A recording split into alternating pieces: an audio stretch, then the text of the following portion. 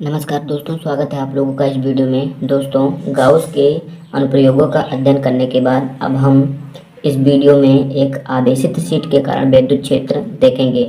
तो यह एक आवेशित शीट है जो कि बहुत पतली और अनंत लंबाई की है और इसका कुल क्षेत्रफल A है और इस पर जो कुल आवेश है वो Q है। तो यहाँ पर हमने एकांक क्षेत्रफल ले लिया है जिसको मैंने dA बोला है और यहाँ पर भी एक एकांक क्षेत्रफल ले लिया है जिसको dA बोला है। तो इसके कारण बिंदु P पर, ये बिंदु P है, बिंदु P पर इसके कारण विद्युत क्षेत्र देखेंगे। तो प्लस से विद्युत क्षेत्र दूर होता है तो हमने P पर ज्ञात करना है तो हम P की ओर लेंगे और यहाँ से भी P की ओर लेंगे। तो यहाँ पर बिंदु P है और आपको पता है। चलिए इस स्ट्रक्चर को मैं रफ में बताकर समझाता हूँ आपको बनाकर। तो चलिए इस आकृति से समझते हैं। ये एक आवेशित शीट है। जैसा कि मैंने आपको बताया कि इस पर कुल आवेश जो है कैपिटल Q है और इसका पूरा क्षेत्रफल A है और हमें यहाँ से इससे बिंदु P पर विद्युत क्षेत्र ज्ञात करना है। तो यहाँ पर एकांक क्षेत्रफल ले लेते हैं जिसको हम dA कहेंगे और यहाँ पर भी ले लेते हैं एकांक से क्षेत्रफल, इसको भी dA कहेंगे। तो इसके कारण पहले इस पर देख लेते हैं विद्युत क्षेत्र। तो इसके कारण यानी प्लस से विद्युत क्षेत्र बाहर की ओर होता है यानी दूर होता है और यहाँ से भी विद्युत क्षेत्र दूर होगा। तो इसका जो परिणामी आएगा, इसका परिणामी जो आएगा ऐसे जाएगा और ये इसको थोड़ा बढ़ा लेते हैं और यहाँ पर जो आएगा, अब यहाँ पर देखते हैं एंगल कैसे निकालते हैं। यहाँ पर जो एंगल की तरफ आएगा, यहाँ आएगा cos थीटा और यहाँ पर भी एंगल की तरफ cos थीटा आएगा और यहाँ पर एक लंबवत रेखा खींच देते हैं। देखिए इधर एंगल के विपरीत sin थीटा आएगा और यहाँ पर भी एंगल के विपरीत साइन थीटा आएगा। तो ये विपरीत दिशा में है तो साइन से साइन कट जाएंगे और कास जो कि विद्युत क्षेत्र की दिशा बता रहा है तो विद्युत क्षेत्र की दिशा इधर होगी। तो मैं आशा करता हूँ कि आप लोगों ने इस आकृति के माध्यम से समझ लिया होगा और मैं चलिए अगले पेज पर समझाता हूँ।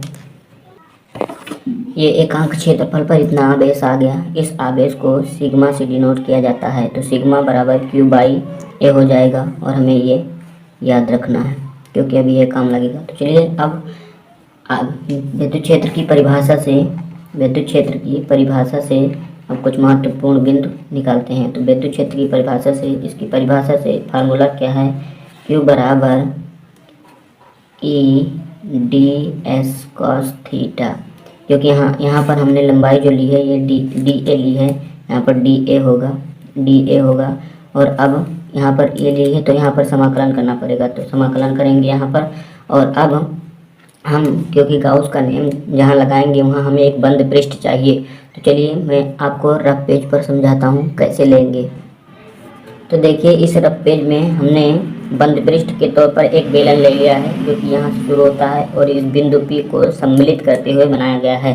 तो इसका क्षेत्रफल हमने यहाँ पर A लिया है तो ये भी A हो जाएगा और A भी A हो जाएगा, ये भी A है ही। तो आप समझ गए होंगे। अब चलिए फार्मूले पर चलते हैं, अगले पेज पर मैं आपको बताता हूँ। तो अब हम इस बेलन को 4-5 भाग में तोड़कर तब फिर इसका अध्ययन करेंगे। पहले यहाँ पर विद्युत क्षेत्र की तीव्रता ज्ञात करेंगे, यहाँ पर भी ज्ञात करेंगे विद्युत क्षेत्र की दिशा और इसके मध्य कितना कोण बन रहा है क्षेत्रफल सदिश के और विद्युत क्षेत्र की दिशा में कितना कोण बन रहा है यहाँ पर भी ज्ञात करेंगे और यहाँ पर भी ज्ञात करेंगे, यानी 4 केसेस बनेंगे। तो आइए इस पर समझते हैं हम कैसे 4 केसेस बनेंगे। देखिए यहाँ पर विद्युत क्षेत्र की दिशा इधर है और क्षेत्रफल यानी ये एक गोला है, गोला जो 3D फिगर होता है। तो इस पर जब विद्युत क्षेत्र की तीव्रता ज्ञात करेंगे तो ये विद्युत क्षेत्र की भी दिशा ही है और क्षेत्रफल की भी दिशा, क्षेत्रफल सदिश की भी दिशा ही है। तो यहाँ पर जो cos थीटा है, cos थीटा 0 आएगा, यहाँ पर आप आसानी से समझ रहे होंगे। और यहाँ पर भी देखते हैं, यहाँ पर भी विद्युत क्षेत्र की दिशा इधर होगी क्योंकि प्लस से दूर और एकांक क्षेत्रफल सदिश की भी दिशा इधर ही होगी। तो यहाँ पर भी cos 0 आएगा और यहाँ पर देखते हैं वक्र पर, यहाँ इसके लंबवत, क्योंकि बेलन ऐसा ही लंबवत होता है तो लंबवत है। तो यहाँ इस पर देखेंगे तो ये क्षेत्रफल सदिश इधर है और विद्युत क्षेत्र इधर है तो यहाँ पर 90 अंश का कोण बन रहा है। और यहाँ पर भी देखेंगे तो ये क्षेत्रफल सदिश इधर है और विद्युत क्षेत्र इधर है तो यहाँ पर भी 90 अंश का कोण बन रहा है। आशा करता हूँ कि आप समझ रहे होंगे। तो चलिए अगले पेज पर मैं बताता हूँ। जैसा कि मैंने आपको बताया, यहाँ और यहाँ पर वक्र पर और यहाँ पर गोले पर और यहाँ पर तो ये एक गोला, ये 2 गोला, 1 वक्र 2 वक्र। तो इसमें सीधा हम 4 केस बनाते हैं। तो चलिए मैं कापी पर पहले लिख लेता हूँ तब फिर आपको समझाता हूँ। जैसा कि मैंने आपको इस पेज पर समझा दिया, चलिए पुनः समझाता हूँ। देखिए एक गोला ये है और एक गोला ये है, जिस पर हमें एकांक सदिश और विद्युत क्षेत्र की के मध्य का कोण देखना है। तो यहाँ पर जो वक्र है, वक्र पर और यहाँ पर भी वो एक वक्र है, ये वाला, ये इस भाग पर हम देखेंगे और इस भाग पर, और ये एक गोला दो गोला। तो चलिए अब इस पर देखते हैं। यहाँ पर हमने लिख दिया है E D A cos theta, यानी विद्युत क्षेत्र की परिभाषा से। तो क्या हो जाएगा, अब इतना हमने कर लिया गोला 1 के लिए, गोला 2 के लिए, वक्र के लिए और वक्र 2 के लिए। तो चलिए अब इसको लिख लेते हैं फाई, और मैं अब आपको समझाता हूँ। गोला 1 के लिए कॉस थीटा का मान कितना होगा। गोला 1 के लिए कॉस थीटा यानी विद्युत क्षेत्र की दिशा इधर है और क्षेत्रफल सदिश की दिशा, यानी एक गोला ले लेते हैं तो गोला पर ये लंबवत इधर ही होगा, तो यानी इनके मध्य बनने वाला कोण 0 अंश होगा। और यहाँ पर भी एक गोला है, इधर विद्युत क्षेत्र की दिशा और इधर ही क्षेत्रफल सदिश की दिशा, तो यहाँ पर भी थीटा 0 होगा। और यहाँ एकांक सदिश जो है वक्र के लंबवत, इस वक्र के लंबवत एकांक सदिश और विद्युत क्षेत्र की मध्य 90 अंश का कोण बन रहा है। और यहाँ पर भी देखते हैं वक्र और विद्युत क्षेत्र के मध्य क्षेत्रफल सदिश और विद्युत क्षेत्र के मध्य 90 अंश का कोण बन रहा है। तो आसानी से आप समझ गए होंगे। यहाँ पर कॉस थीटा 0 होगा गोला 1 के लिए, और गोला 2 के लिए भी कॉस थीटा 0 होगा। और यहाँ वक्र 1 के लिए कॉस 90 अंश होगा और यहाँ पर भी कॉस 90 अंश ही होगा। तो चलिए पहले मैं लिख देता हूँ, फिर आपको समझाता हूँ। अब समझिए यहाँ पर फाई का मान जो होगा, ये कॉस, यहाँ पर देखिए कुछ मान है जो कि आपको याद होना चाहिए।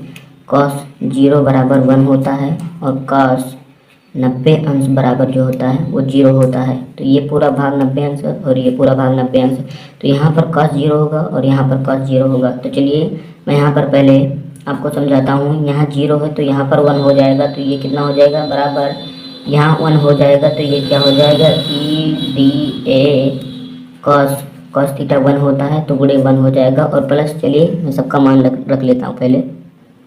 अब हमने सबका मान रख लिया है। देखिए cos 0 का मान 1 होता है तो हमने यहाँ पर 1 रख दिया है, और यहाँ पर भी cos 0 का मान 1 होता है, यहाँ 1 रख दिया। और 90 अंश का मान 0 होता है और इसका भी 0 होता है, तो इसमें 0 का गुणा होगा, ये पूरा टर्म 0 हो जाएगी और ये टर्म भी 0 हो जाएगा। तो बचेगा ये, तो हम लिखेंगे यहाँ पर फाई बराबर, इसमें 1 से गुणा होगा तो ई डी ए आ जाएगा, और यहाँ पर भी 1 से गुणा होगा तो यहाँ पर भी ई डी ए आ जाएगा। क्योंकि हमने समाकलन कर दिया है तो समाकलन हो चुका है, यानी अभी इस चिन्ह की कोई आवश्यकता नहीं है, ये गलती से लग गई। चलिए इसको काट कर पुनः लिख देते हैं। फाई बराबर ई टी ए और प्लस ई डी ए। अब हम इसको जोड़ लेते हैं, देखिए कितना आ जाएगा, फाई बराबर 2 ई डी ए। अब इसको समीकरण 1 मान लेते हैं और अब गाउस के नियम से निकालते हैं कि गाउस के नियम से कितना आता है, फिर तुलना करके हम विद्युत क्षेत्र निकाल लें। तो चलिए अब हमने यहाँ लिख लिया है गाउस का नियम, जो कि है फाई बराबर sigma Q by epsilon not. यहाँ सिग्मा क्यू का मतलब है उस क्षेत्रफल में परिबद्ध सभी आवेशों का गणितीय योग। जैसे कि मैं आपको बताता हूँ फिगर से, जैसे इस इतने में हमें ज्ञात करना है, इसमें में जितने प्लस हैं उनका गणितीय योग, यानी गणितीय योग जैसे नंबर्स को जोड़ते हैं 2 3 बराबर 5, वैसे ही इसको जोड़ेंगे। तो चलिए अब आप समझ गए होंगे।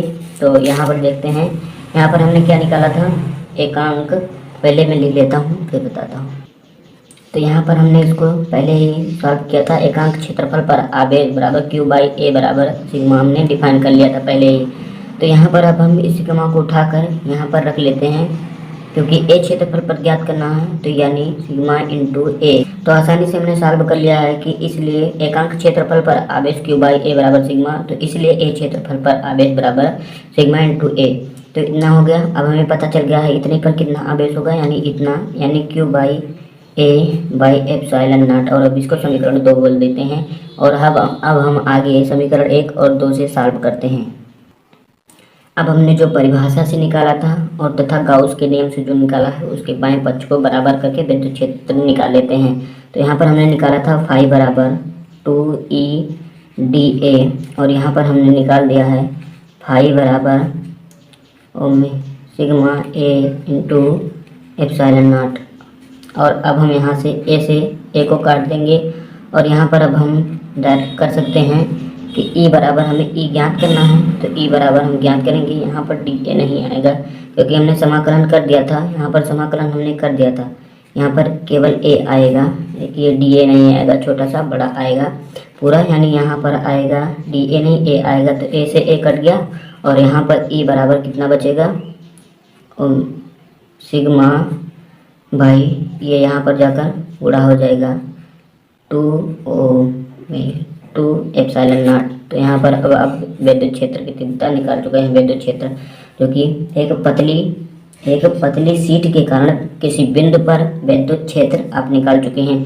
तो एक पतली शीट पर विद्युत क्षेत्र बराबर ई बराबर सिग्मा बाई 2 एप्सिलॉन नॉट। तो दोस्तों ऐसे ही वीडियो देखने के लिए हमारे चैनल को सब्सक्राइब कर लीजिएगा। तो चलिए मिलेंगे किसी अगले वीडियो में धमाकेदार टॉपिक के साथ। तब तक के लिए टेक केयर, खुश रहिए, मस्त रहिए और पढ़ाई करते रहिए।